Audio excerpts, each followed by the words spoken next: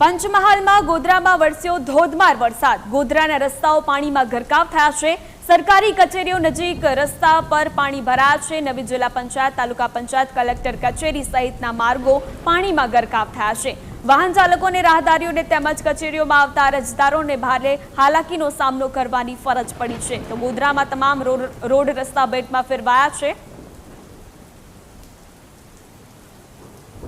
ગોધરા શહેરમાં ભારે વરસાદને લઈને પાણીના ઠેર ઠેર પાણી ભરાયા છે। તે આ સીધા દ્રશ્યો છે જે કોર્ટ અને જિલ્લા પંચાયત તેમજ તાલુકા પંચાયતના સામેના છે, જે પાણી સતત ભરાયા છે અને તેનો નિકાલ નહીં થઈ રહ્યો, જેના કારણે આવતા જતા વાહન ચાલકોને ભારે મુશ્કેલીનો સામનો કર્યો છે। તેમજ સામે જે જીએબીનું છે, જે ઇલેક્ટ્રિક જે ત્યાં ટ્રાન્સફોર્મર છે, તેના લઈને પણ ડરની ભીતિ સેવાઈ રહી છે।